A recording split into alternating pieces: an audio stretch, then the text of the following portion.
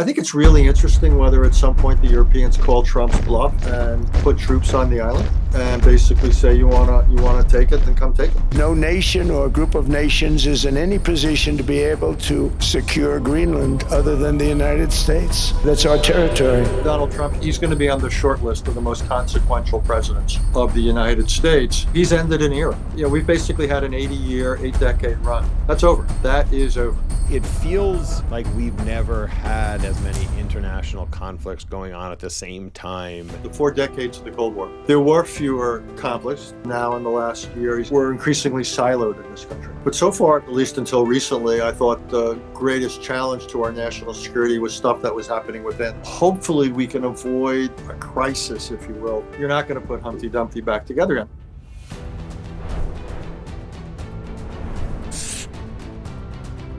Hello, everybody. Great to see you all. Welcome to another Lunch with Jamie. Please turn your camera on if you're able to. It's safe to say that the world's in a strange place right now, between Trump's obsession with taking over Greenland, to the recent capture of President Maduro, to Trump's threats to strike Iran. Things are complex and uncertain, which is why I couldn't be happier to introduce our guest today, Richard Haass. Richard, welcome. Thank you for joining us. Thank you, sir. To say Richard is an experienced diplomat is an understatement. He worked for Presidents Carter, Reagan, Bush 1 and 2. He then served as the president on Council of Foreign Relations for almost 20 years. He's written 13 books, most recently in 2023, the must-read The Bill of Obligations, The 10 Habits of Good Citizens. He's got a Substack called Home and Away, which you should all subscribe to. He co-hosts a podcast called Alternate Shots with John Ellis, and is the go-to for all news outlets as the expert on foreign affairs. So to say we're lucky to have him is an understatement. Richard, I'm going to start with the most challenging question I always start with all my guests, which is, if I'm coming to New York City, where are you taking me to eat? Tell me a little bit more about your food preferences. Oh, I don't like super high end. I like, so I'd rather go to like, just a local restaurant or just kind of a cool spot than hit up Per Se or Le Bernardin. But if you're treating, I'm happy for you to take me there too, though. Zero chance of that. Okay. Dream on. You get your old man to take you to Bernardin. Anthony Scaramucci said Rao's, which is hard to pass up. Rao's. Yeah, but Rao's, I don't have access to. Right. Yeah. To Rao's. So now I got to think. I love Peter Luger's is probably my favorite restaurant in New York. Maybe Peter Luger's. There's a couple of good steakhouses. I like. There's a couple of good Italian restaurants. I like Il Gattopardo and all that kind of like.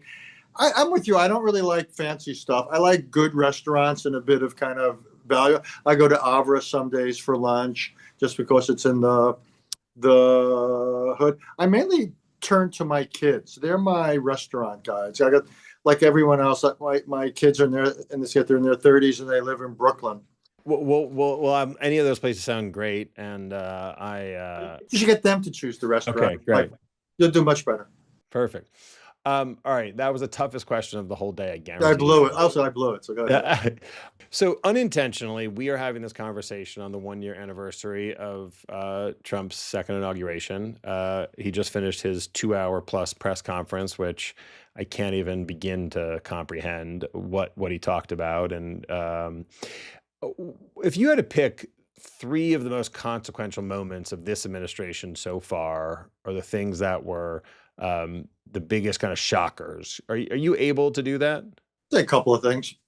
One is the tariffs, the unilateralism to upend the global trading system, to not treat friends differently or better than foes. So I think tariffs were a massive, as much political and psychological shock as they were an economic shock. Maybe the publication of the national security strategy about 6 weeks, 2 months ago, just because it codified essentially what we knew. But when you actually put it down in one place, it was a bit of one of those moments where you go, okay, this is for real. The emphasis on the Western Hemisphere, then reinforced by what happened in Venezuela, the unilateralism. It's an anti-European, almost diatribe, which began early on in Munich with Vance, but then again was captured in that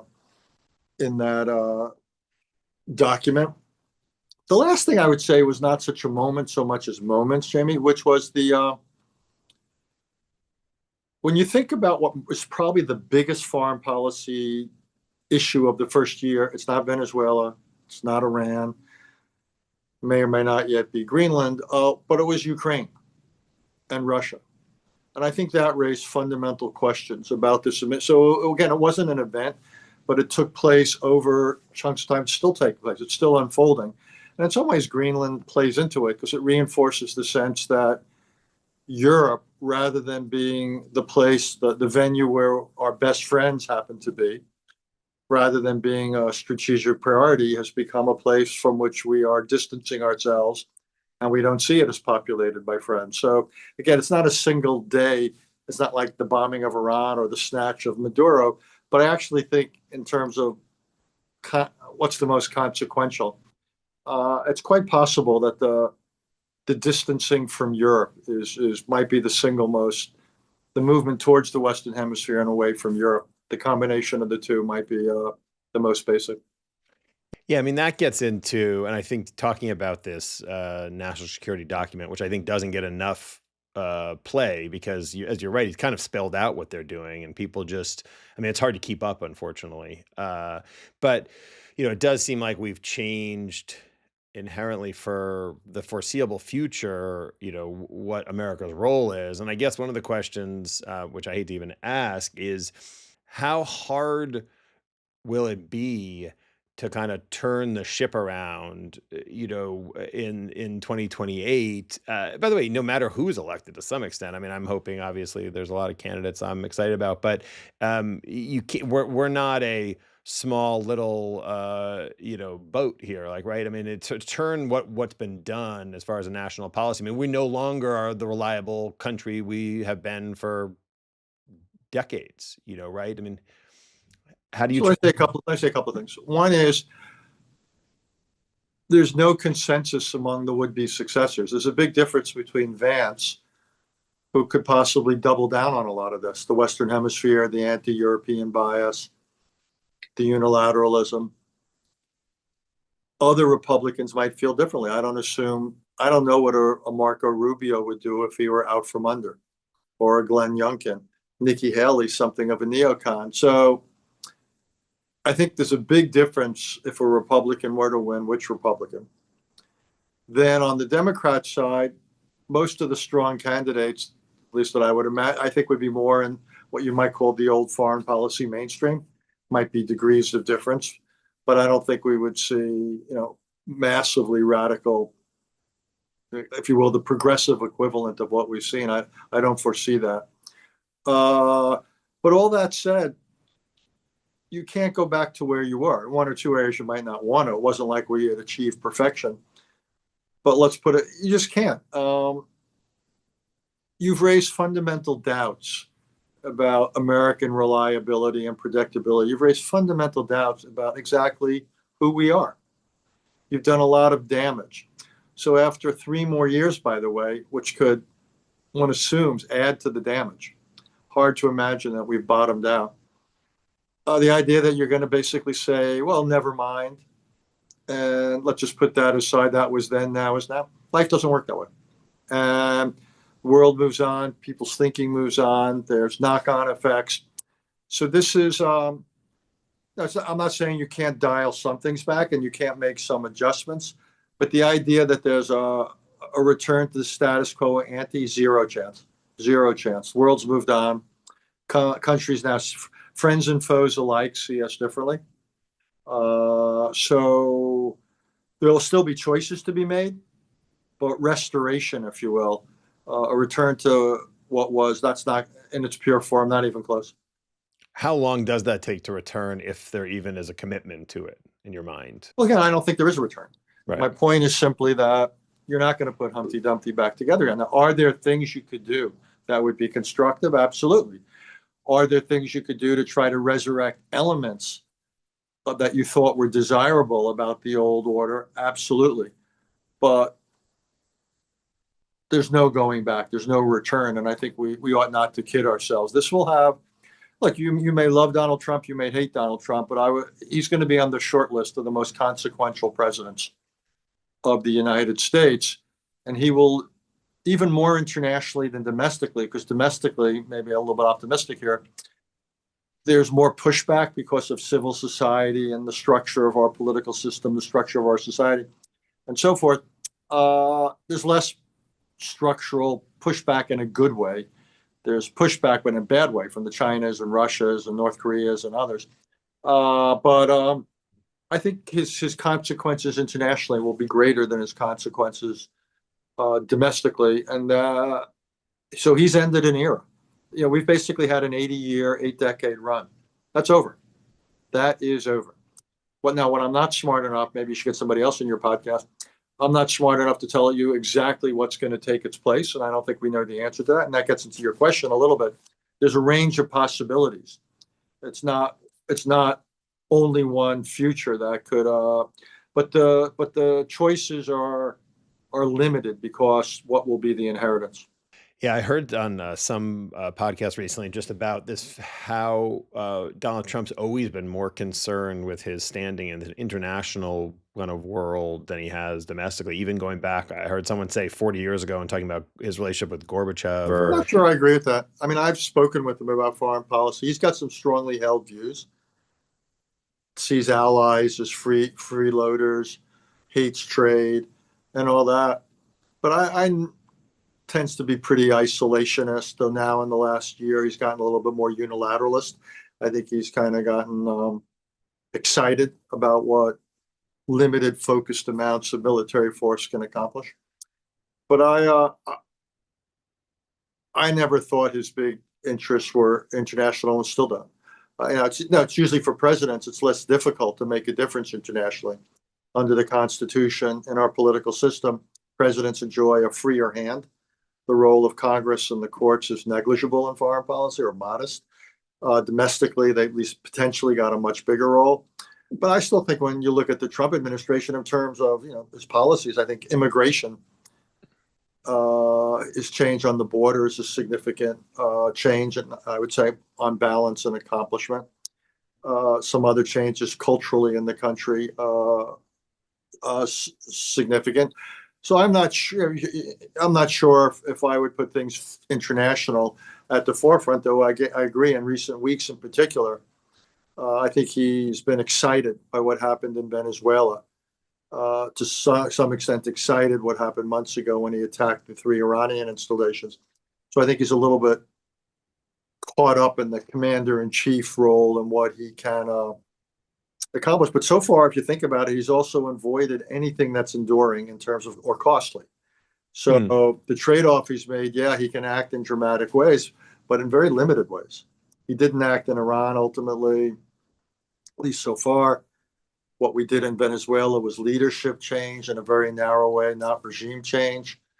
The jury's out on what his policy is towards China.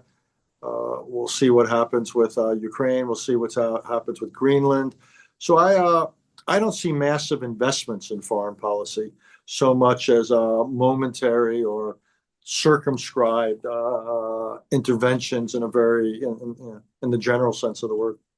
Yeah, I think he always seems to amaze me in saying kind of the quiet part out loud. The fact that he has now publicly indicated that not getting the Nobel Peace Prize is part of the reason that he's making a push for Greenland is. I still think it's maybe it's like I did read the wrong thing and it was actually like a Saturday Night Live tweet and not a Donald Trump conversation. But it was pretty worrisome, and wasn't just that the Nobel Prize is done by a committee, not the government. And it wasn't just that it was done by the Norwegian. It's Norwegian rather than Danish, so they have nothing directly to do with Greenland. But the equation, if you will, of his own aims or desires or needs, choose what word you want, and the countries is quite stunning. And it really was a kind of l'état c'est moi moment, I thought, for this country, and quite as a result, disquieting. I'll be diplomatic, but quite disquieting. Yeah. I'm not going to try and fact check Donald Trump ever, because most of it's not true. He likes to use this term, how he's solved, I think he's negotiated 8.5 wars. But one thing I'm curious about in relationship to that is it feels like we've never had as many international conflicts going on at the same time. You've been around doing this a little bit longer, and maybe I'm just naive in that sense, but it feels like every day there's a new skirmish and a new war somewhere. Maybe it's just we see more of it on social media. But how do you feel when you look at the international world? Obviously, there's some horrific. Yeah. I think you're onto something with a slight caveat. But look, during the Cold War, the 4 decades of the Cold War, there were fewer conflicts. There were conflicts, but there were fewer because it was a highly structured, highly regulated system. And there were certain largely informal rules of the road, arrangements, understandings between the superpowers. They each policed an awful lot in their own respective blocs, particularly the Soviets in Eastern Europe, and with the Soviet Union itself was an empire. And in other parts of the world, as I said, there were certain understandings, let's just use that word, about how competition was to play out. So it limited the scope, the number and scope of conflicts, in part because they were worried that if there were too many, what they might lead to. With the end of the Cold War, I think we've seen an uptick. I think I'm right. I haven't looked at the data any time recently, but essentially we've become a less tightly knit world. The fact that one of the first events of the post-Cold War era was Saddam Hussein's Iraq's invasion of Kuwait was, to me, telling. It's the kind of thing the Soviets never would have let take place during the Cold War. So it became a looser international system, and I think that's true. You then had the breakdown of the Soviet Empire, both the internal empire as well as Eastern Europe, which led to conflicts in the former Soviet space. You've had the proliferation of various capacity, which is added to things. You also have a lot of state weakness. So a lot of countries, the problem is not that they're strong, but that they're weak and they can't police what goes on in their territory, or they won't or can't. And then I think in recent years, what you have also is the United States pulling back. Particularly, under Obama, elements of it happened. Under Trump one, to some extent, Biden pulling out, implementing the Trump deal on Afghanistan, and now Trump too. So yeah, I think all things being equal, we are living in a messier world where there's more capacity and more scope almost for mayhem, and I think that's happening. It's a less controlled, it's a less top-down world, and sometimes some interesting things happen. It's not all bad. I mean, I think what the Israelis accomplished against Hezbollah, to some extent, what happened in Syria, what happened against Iran. Some of these things are pretty benign. On the other hand, what Hamas accomplished October 2+ years ago was obviously as malign as things get. So we're seeing a lot of dynamics. But I think your insight's a good one. I think we're seeing a world that is less controlled from the top down. And it's a function of scope for action and increasing access to capacity. For 1 second, which is not to say that the president is right when he talks about all these so-called wars he's ended. I mean, let's take 2 of the most prominent: Israel Palestinians, or Israel Hamas and Gaza. That's continuing. The Palestinian conflict is as alive, unfortunately, as it ever was, and the Gaza ceasefire is not total. And to use words like peace, there's an enormous gap between the word ceasefire and peace and whatever else. You don't even have a fully fledged ceasefire. You certainly don't have peace in Gaza. They haven't even attempted the process of disarming Hamas. Or take India, Pakistan. I mean, I was involved when I was in government in trying to diffuse Indo-Pakistani border conflicts, and every decade or so, usually there's exchanges, and there was one recently, and it was good the United States got on the horn and talked to people. But the idea that we've brought peace to India, Pakistan is preposterous. Kashmir is still unsettled. There's fundamental frictions between the two. India continues to charge at times with more than little evidence that Pakistan is carrying out terrorist actions in its territory. These are two nuclear-armed countries which have each other's in their sights. So to say that this is somehow, you put this in the check, this is in the peace column is preposterous. So, I mean, the president, which is not to say that American diplomacy hasn't done good or can't do good. And when Marco Rubio or whoever gets on the phone and calms people down, good. That's what, last I checked, that's why God invented diplomats. That's what the State Department is meant to do. The president just has a penchant for claiming considerably more than he or his administration has accomplished.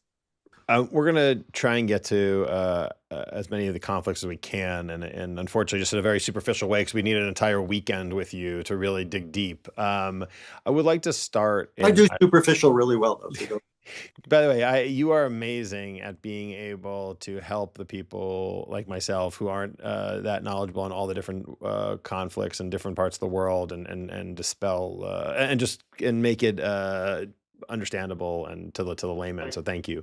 That's generous. Thank you. Let's start in Iran, because I think that's top of mind for people. What's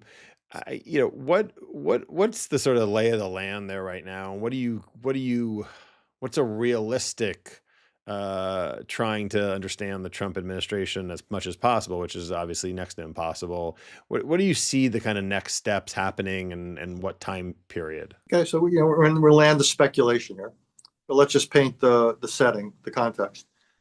We're close to 50 years since the Iranian Revolution that ousted the authoritarian regime of the Shah in 1979 and brought in the clerics who took over in 79. For me, it was interesting because I'd just been to Iran a year before doing some research, and then I was at the Pentagon at the time. So I got very involved in all this because it led, among other things, to what became all of our Middle Eastern Forces Central Command and all that. So I was involved, shall we say, from 1979 on. I'd done my doctoral thesis on this part of the world, what the British called East of Suez. So this has been interesting to me for a long time. I think what's happened in the last few months in Iran is the Iranian economy has really plummeted. The currency has lost an enormous amount of value. It's basically wallpaper. Inflation has really spiked. And there's water shortages, there's electricity shortages. So and to some extent, I would say it's hard to apportion numbers, but I'd say to a large extent by economic mismanagement and also an allocation of resources that made no sense. Way too much of Iran's resources went into supporting proxies and nuclear weapons development rather than economics.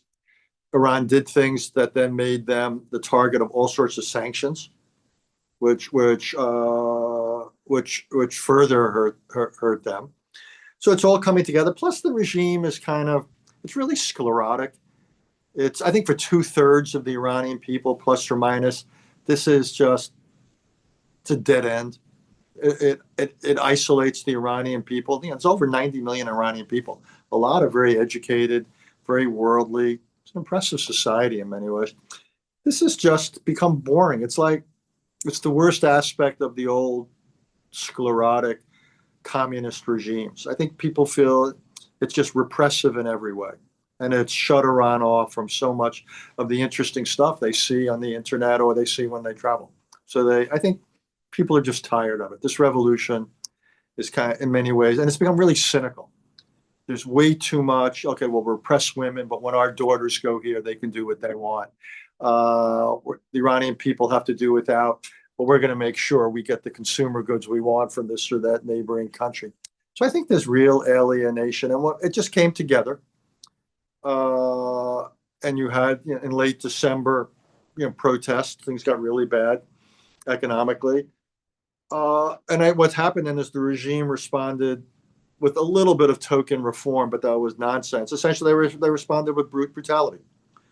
I don't know how many thousands of people were killed, whether it's 3,000 or 13,000 or somewhere in between. They shut the country off from global internet connectivity and so forth. The United States talked a good game. The president said some things and posted some things. We're locked and loaded, encouraging people to come out, which I thought was irresponsible. There was no way we could use military force to protect individual Iranians from the people mowing them down. It wasn't clear to me that the moment had come to urge people to confront the regime. I was far convinced that the moment was ripe for regime change. The security forces were still intact, and the opposition's deeply fragmented and weak. So it wasn't obvious to me why we thought this was the moment.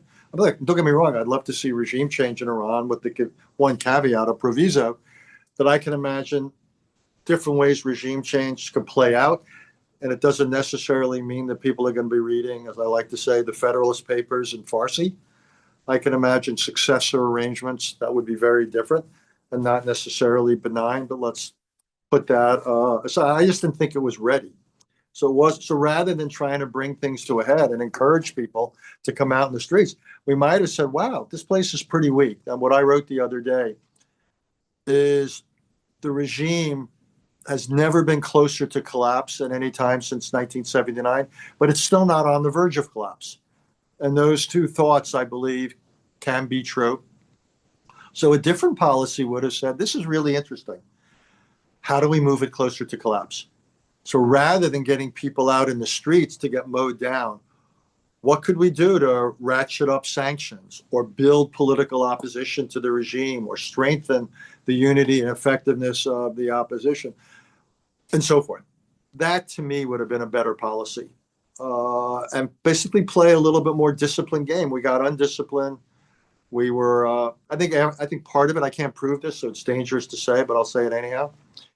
I think after Venezuela, the president was feeling his oats and thinking that all he had to do was say or threaten certain things, and that he was the equivalent in the world of finance, we say, a master of the universe, and he could force things to fit his preferences. And I just think that we mishandled the situation. It seems to me the regime in the short run has reestablished order. I think the opposition realized that taking them on in the streets and getting shot was just a losing gambit. But the regime has done nothing to correct the fundamental problems that face it. So this story isn't over. I'm not smart enough to sit here and tell you, to use a baseball analogy, not to be silly, but to say, I don't know if we're in the second inning or the seventh inning or what. I don't know how far along, but this game ain't over. This regime, this system is still brittle and vulnerable. And what I'm hoping, and I wrote a piece for the Financial Times the other day, I'm hoping we take a breath, take a step back and say, okay, we may have mishandled this. We can argue that. But in any case, how do we start handling this right? How do we play a more disciplined game where over the next few months or years, we can use our leverage to get Iran to stop doing things in the nuclear area with proxies, as well as repressing its own people? How can we use our leverage? And that ought to be the policy conversation we're having. Yeah, I mean, unfortunately, it seems like par for the course for this administration is just sort of go in, use some muscle without much brain power to back it up and to think about the afterthought. And it's sort of like a bull in a china shop type mentality. Well, we didn't use any muscle. And possible to some extent we may have in the economic sanctions era, and so. But again, our rhetoric got way out in front. It wasn't clear to me, even if we had, just imagine for a second, we had used military force. We didn't, because we didn't have many assets in the area. They're either off Venezuela, which is one of the consequences of a big re-emphasis on the Western Hemisphere, somewhere in Asia. But just say we had attacked some Revolutionary Guard sites or whatever. It wasn't axiomatic to me. We'll never know whether that would have triggered regime collapse. Maybe not obvious to me. And just say a little bit of force didn't work. Well, then what? Do you then double down? One of the problems in using military force, something Colin Powell once taught me. He and I were having a conversation with President Bush the father. This is when Powell was chairman. And he said, never assign to me regime change as a mission, because it's not a military mission. You can assign to me the task of destroying this site or this equipment or whatever. That's a military mission. But regime change is what you hope to accomplish if you use military force, but there's no way of knowing if you were to use military force that way, that would be the result. Again, I know if you tell me to use military force against this building, I can blow up the building. That's something that is clear. But regime change, so don't ever give me that mission, because also it leaves the initiative with the other side. Let me put on my academic hat for a second. Whenever you use military force in a coercive way, bizarrely enough, you leave yourself the discretion of how much force to use against what, but you leave all the discretion with the other side to decide whether they've had enough. And do they say uncle, or do they retaliate, or do they simply sit it out and absorb it? So the danger in using military force coercively is you cede the initiative, and bizarrely enough, to the side you're targeting. So if your goal is regime change and you use military force and 10 pounds of military force don't work, do you then do another 10 pounds? And then what? So it turns out to be a really complicated thing. And I don't get the sense anybody began to think that through. Yeah, I mean, that's sort of what I mean more in sense is just thinking the whole thing through and playing out scenarios. You wrote in Foreign Affairs Journal that direct attempts at regime change by the United States have ended in disaster, and for good reason. What lessons do you think we've learned or should be most relevant when you look at Iran and then also, looking at Venezuela as well? Well, just for those who didn't read the piece in Foreign Affairs about a week ago, look, there's regime change tends to come about for one of two reasons. One is the one you were getting, which was the United States adopts a policy of trying to trigger it. And you often with military force. But it's not always in disaster. It worked very well in Germany and Japan after World War II. We defeated them, we occupied them, and we midwifed new political systems, phenomenally successful. One of the greatest accomplishments, or two of the greatest accomplishments in the history of American foreign policy. We got rid of Noriega in Panama in '89. More recent efforts of regime change have been disastrous. Afghanistan, Iraq 2003, and so forth. The other way regime change happens is collapse from within. Iran in '79 is an example. Soviet Union under Gorbachev, an example. And there the challenge is when the old collapses to see that the new is better. Obviously, in Iran, it was worse. And after a temporary period in the former Soviet Union and Russia got worse. So it's not a panacea as well. Whatever else Venezuela was, it wasn't regime change. It had nothing to do with regime change. Venezuela was the rejection of regime change. It's almost as if they read the textbook on Iraq in 2003 and after and said, we're going to do everything 180 degrees different. So all they did was they got rid of one guy. Got rid of Maduro, replaced him with his vice president, Delcy Rodriguez. Otherwise, it looks pretty much, Venezuela today looks like Venezuela yesterday. And the only difference is we've established a transactional relationship where we hope to get American oil companies involved. And I think that's going to be dramatically exaggerated, the degree to which they're going to get involved and how much oil they're going to produce, given the costs and given all the uncertainties associated with Venezuela. And we basically threw the opposition pretty much to the curb. So that's that, if you will, and that's consistent with what you and I were talking about a couple of minutes ago. This is an administration that doesn't want expensive foreign policy, a policy of regime change in Venezuela. Very hard to do regime change offshore. We would probably have to have a pretty big presence. That would get ugly and messy. This administration has no appetite for that. Iran, again, it's not clear to me it's ripe for regime change, or again, that you can do it offshore. Well, you think if you lob some cruise missiles or whatever, maybe, but not likely. And again, what I think Libya shows, it's one thing to get rid of an awful regime like Gaddafi's, but bad things can get worse or as bad in a different way. So when the Obama administration got rid of Gaddafi and there was no follow-up, so Libya turns into a failed state. Why is that a foreign policy success? Answer is it's not. It was a fiasco. And so Yeah, I think we ought to regime change that we foment from the outside ought to be done very rarely and then very carefully. I think, what's interesting now, if we play Iran like, we can contribute to it a little bit, but hopefully encourage collapse. Cuba, be interesting to see how that might play out. So there may be some opportunities to work with situations, but the idea that we're going to run around the world fomenting regime change strikes me almost always a pretty bad idea. Before we get to Greenland and Gaza and Israel, I want to stop to talk a little bit about the Bill of Obligations in your book, which could be its own hour, and everybody should read this. And you mentioned something about kind of regimes kind of imploding from within. And I think we've lost our way a bit in our country on sort of the role and the responsibility of our citizens. And I think people who listen to this conversation and they've shown that they care and that they're interested and they're curious. And I think, but we can all be doing a little more. But will you give a little bit of a summary before everybody goes and reads the book for those who haven't? Sure. Thank you. Thanks for raising. Yeah, it's a departure for me. I mean, as you hopefully have sensed in the last half hour, so I am a kind of a foreign policy guy.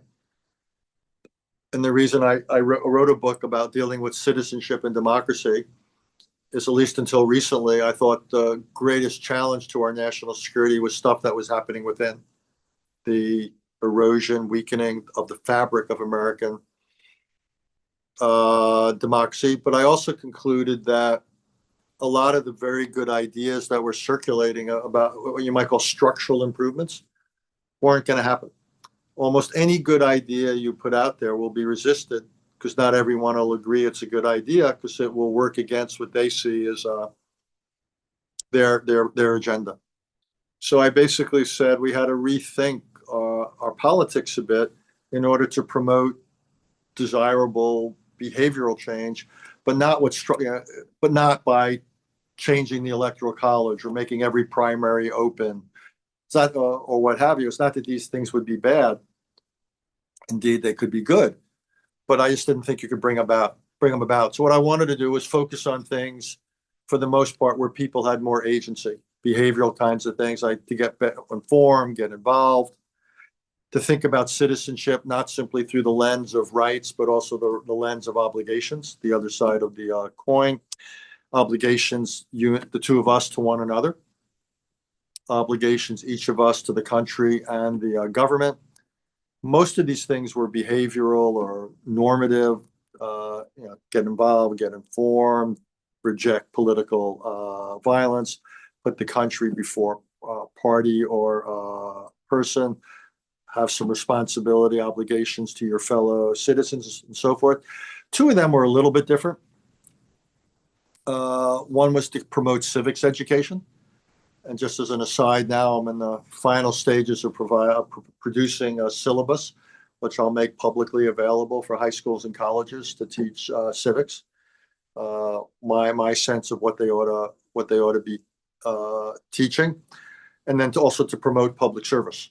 That's something that I think public service is good, not only because it creates bonds between people and the government, but also I'm worried that increasingly we don't know one another, that we have different economic backgrounds and educational and religious and this and that and geographic, and we're increasingly siloed in this country. And when you read Tom Brokaw about the greatest generation and the draft, I'm not arguing to bring back the draft, but one of the good things of the draft was that it brought Americans together who would normally never interact or meet, and it gave them some common experience, and it broke down certain stereotypes and prejudices.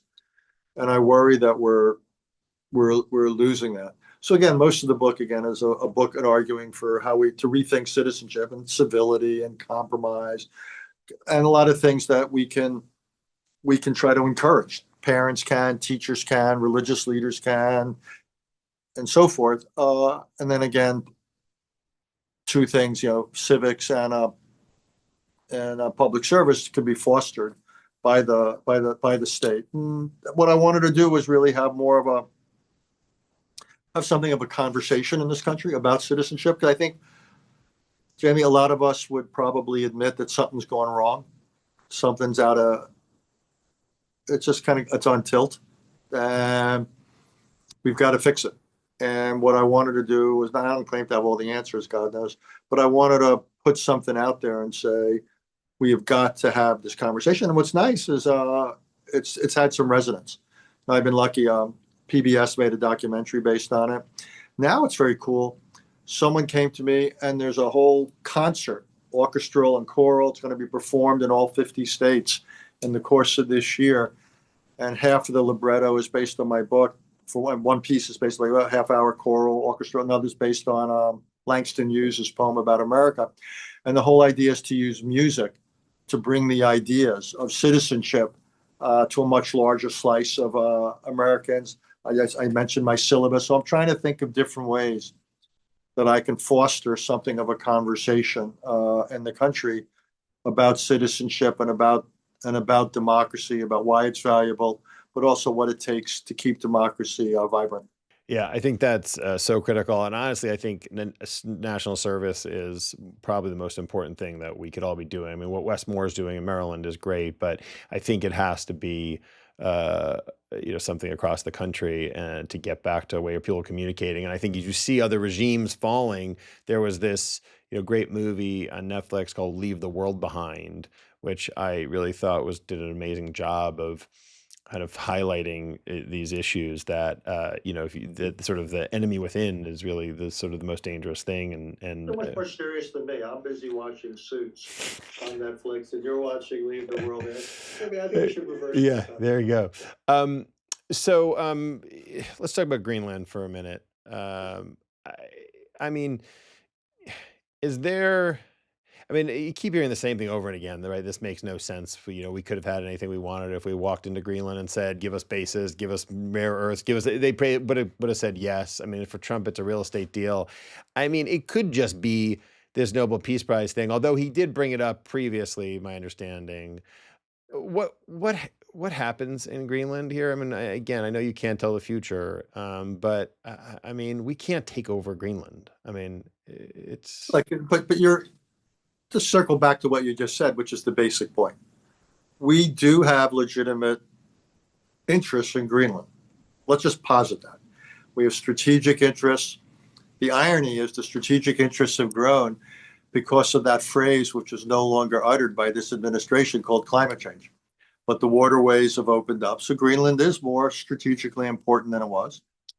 Russia and China have built up certain capacities to act. So it's a legitimate set of concerns.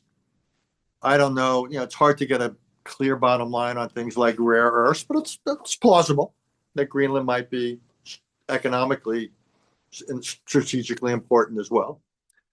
And as you say, if Marco Rubio had taken a day and flown over there, it's what, 4-hour flight, 5-hour flight, popped up in Nuuk, if I'm pronouncing it right, and sat down and said, hey, we'd like to have a closer relationship with you.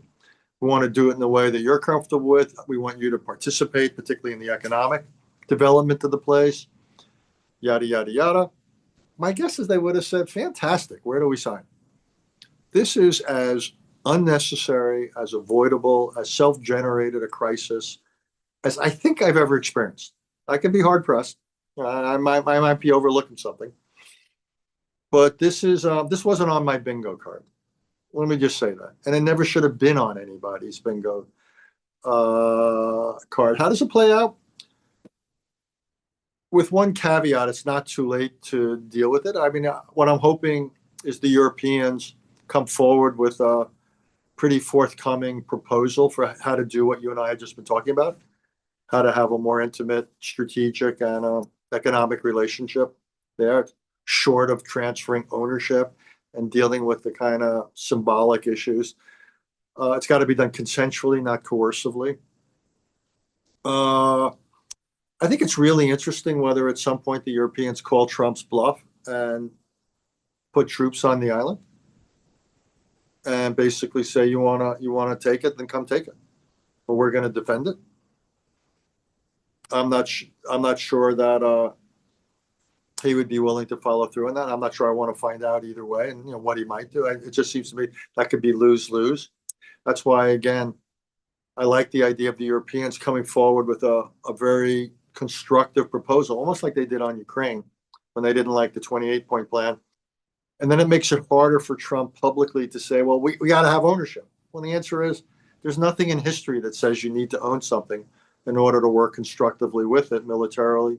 Last I checked, we didn't own Europe, and we somehow made NATO work for 40 years of Cold War.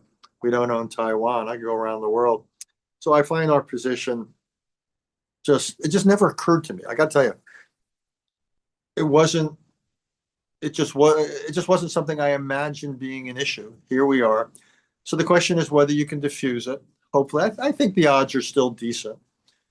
That said, we shouldn't. It gets back to something you were saying before, but we don't return to the status quo ante, even if we diffuse it. We've done real damage here.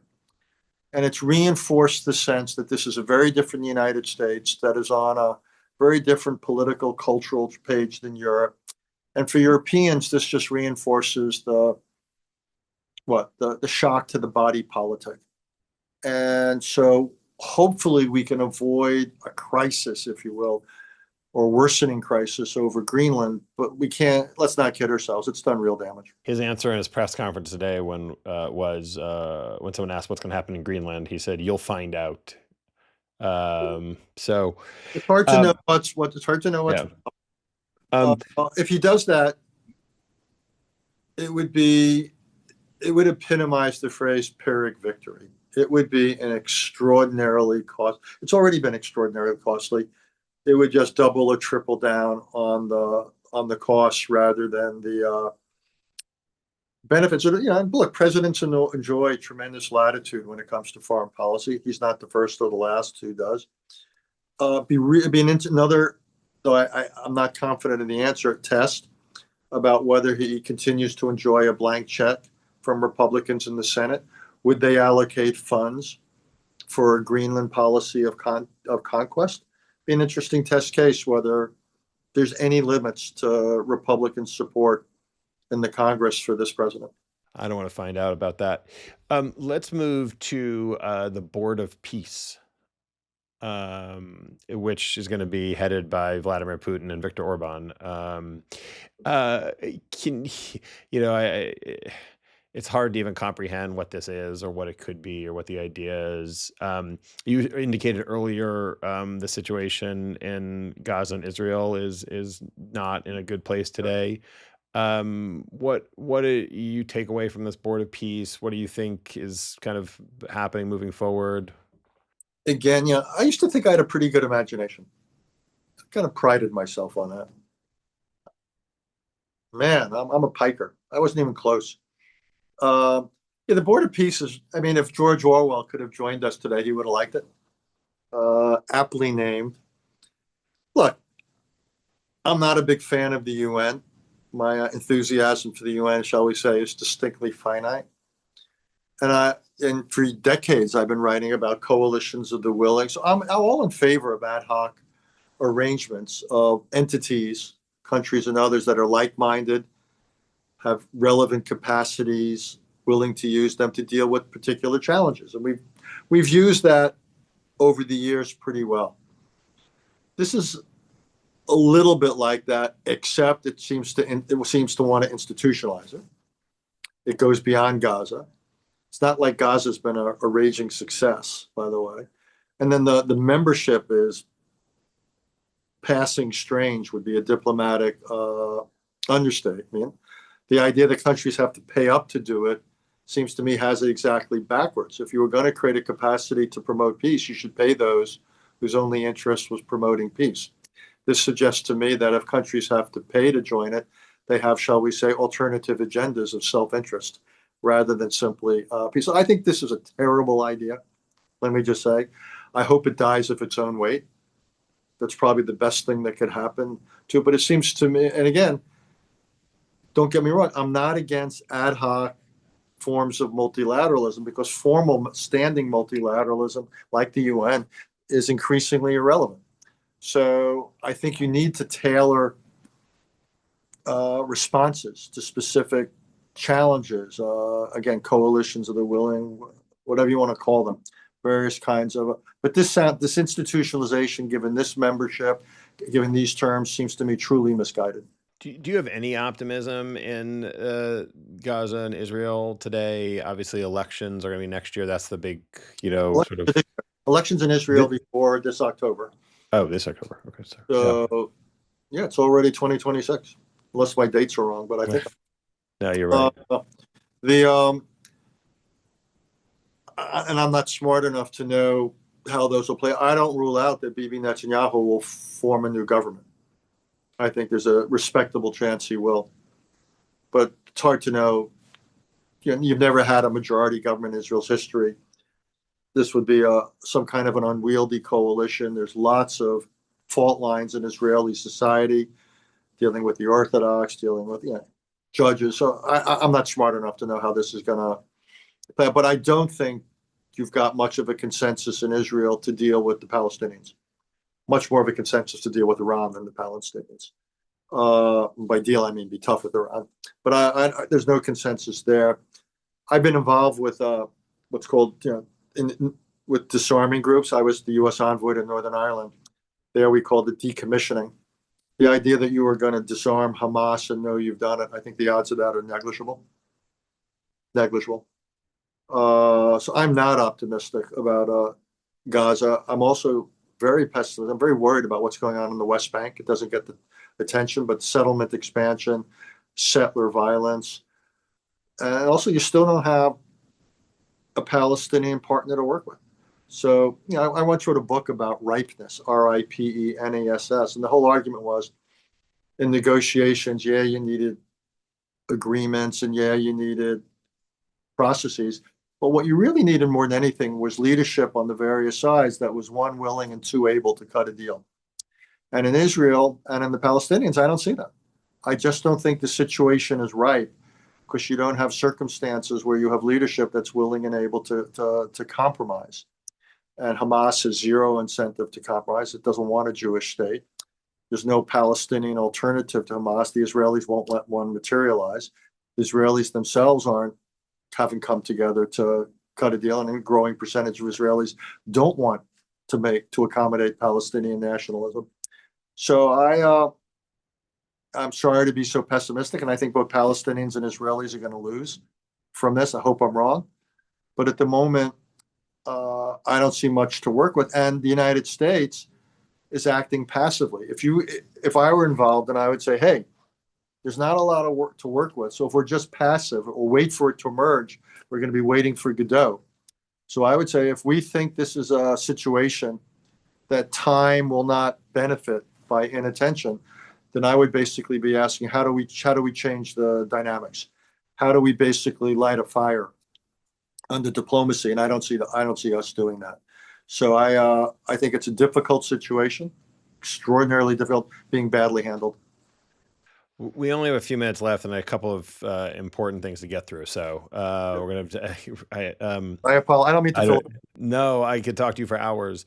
I'm sort of shocked at sometimes of what sucks up the air in the news and the news cycles, and and Steve Bannon's flood the zone philosophy works really well. But the idea that we're not talking about Ukraine, Russia every day on the front page, the fact that there's been 35,000 children at minimum that have been kidnapped, the fact that at the same time, nobody seems to care that Trump still, including, Putin in his board of peace. I'm sort of bewildered. It doesn't seem like there's any sort of road to an end there. I know Donald Trump was going to solve that on day one. Let me interrupt. There is a road to an end there. What we have to do is disabuse Putin of his confidence that time is on his side. So Trump wants peace. Good for him. What he won't do is combine his goals with his ends and his means. If we want to have peace, we've got to be much more supportive of Ukraine. Not that they're going to militarily liberate Crimea, but they've got to persuade Putin that more war will not give him more results. We will not do that. We continue to leave Putin with the expectation or hope that our support for Ukraine is essentially a diminishing asset. So the war is going to continue. But if we wanted to end the war, we could end the war, I believe. We could get a ceasefire, which the president should have supported. Then he was persuaded in Alaska to move away from. And the way to do it is by being very supportive of Ukraine. Again, not to liberate all its lands militarily, but to be strong enough so Putin understands that more war will not give him more results, give Ukraine the ability to inflict some greater costs on Russia. That to me would set the stage for a ceasefire. I actually think this is doable. The president is sabotaging his own policy. Why he's doing it, that's the land of speculation about what explains his policy towards Putin and Russia. I defer to you. Well, let's hope he follows your advice at some point. I'm going to give you the final question on this test is going to be something hopeful to leave with us with. But before we get there, I've heard you and others talk about a lot on, what's going on in Minnesota with the ICE troops, with everything kind of going on is leading towards this push to how do we limit free, elections even in 2026? How real do you think that is, and how concerned? I am concerned. I wrote about it in my most recent Home and Away. I take it seriously. Look, I look at the use of ICE, which is, by the way, being used not as a police force, but as a paramilitary force, which is wildly inappropriate. The president talks about invoking the Insurrection Act. He's talked about it with quite a certain frequency, talks about deploying forces, expresses his regret that voting machines were not seized in 2020. I could go on and on. I think one of the things we've learned in the last few years is not to assume things that, that couldn't happen. Well, you know what? It could happen. It could happen. So I take it seriously. And one of the things I believe we need to do, and I'm beginning to think it through, I'm not there yet, but the way I pass the challenge is how do we build resilience into American democracy this year? How do we basically make ourselves less vulnerable to a real setback, either around the midterms or anything else? And the answer is not violence. That's dumb because that would create the grounds for using more forces. But how is it we protect the process? How do we get more people to go out and vote so it's harder to play around with the results of the elections? A third of eligible voters didn't vote in the presidential election a year ago. How do we avoid that again? How do we get people to vote? How is it we prepare the legal challenges? How do we deal with mail-in voting? How do we make sure voting machines are not impounded? And that's just, I'm not an expert on this and I'm trying to get smarter on it, but we ought to basically be prepared for this in the same way I would say like a hospital prepares for a mass violent incident, or the military prepares for battle, or a drug company prepares for a massive recall. We as a democracy ought to prepare for a challenge to the conduct, the run up to the election day, and then election day and the aftermath of election day. We ought to basically say, how do we build resilience into our system? I know, well, there's great people like Mark Elias who are working out there daily to try and deal with illegal cases, who's been doing, is like a superhero. At the same time, I get very scared when, I think Trump's approval rating with Republicans is, still around 80%. And, although obviously it's very low overall. All right. Last question to finish up on. Give us something hopeful. Give us something that do you see any light at the end of the tunnel? Do you see any places where there's some optimism? Okay, so yeah, of course. Well, I'll begin with my favorite part of life, which is sports. I mean, Indiana winning last night was an amazing thing. The greatest turnaround in college sports history. It shows what great leadership can do. And I love that the whole was great. I actually thought Miami had a more athletic team, but Indiana had a better team. And I thought that was a great lesson. The fact that John Harbaugh is going to be the head coach of the Giants. We're going to make the playoffs next year. I feel tremendous optimism about that. And public policy issues. Look, I think you're beginning to see some pushback. I like what Jay Powell did the other day with his video. I like that other people are pushing back. Jack Smith or others. I like people aren't taking this line out. The conversation we just had about resilience. There's lots in play here. I think lots of people are disappointing, or have been disappointments. I mean to say, but not I like what Mark Kelly's doing. I like the way he's taking on the Secretary of War, as he likes to be called. I'm excited about technology. Think about it. We got through COVID. How? Two technologies: mRNA vaccines and Zoom. That's how we survived COVID. Okay, climate change. These annual conferences are a joke. No, it's not a joke. Technology, solar, wind, batteries. I actually think we'll make real progress on dealing with climate through technology. AI has lots of upsides as well. Yeah, it's going to be job displacing. I get it, but a lot of things in medicine and other areas, AI is going to be, I think, quite promising. So and in lots of cases, we know what to do. We just have to do it.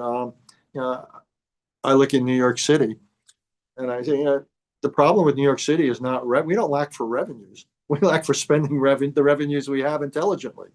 And the question is whether we can. So I don't think which is a way of saying, I don't feel the stuff we're talking about is impossible. I don't feel like we're Don Quixote tilting at windmills.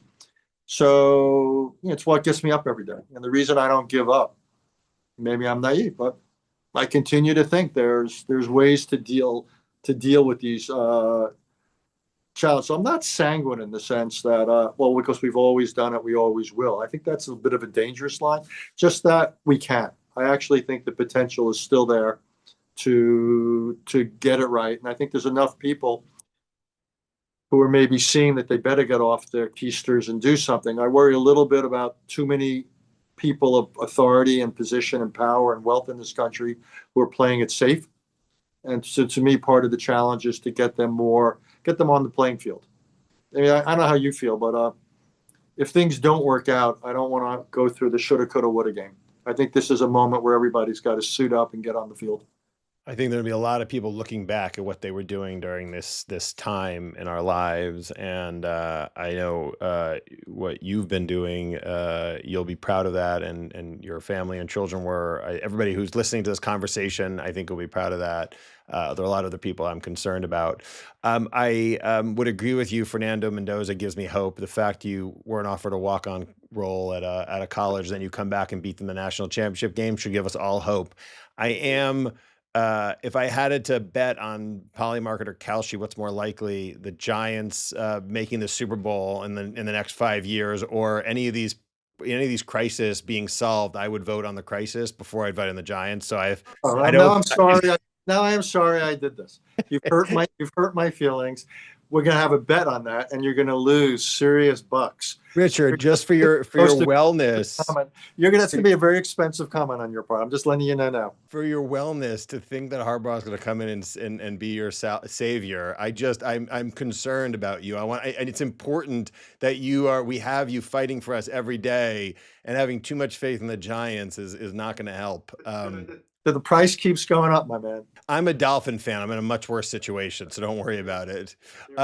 Thank you very much, Richard. And I listen to everything you say, and I read the Substack and read you in the FT. And please keep it up. You were burning the candle on both ends, and so thank your family for us as well. It's great to see everybody, and I'll speak to you soon. Thanks for doing this. Okay, thank you. Bye. Take care.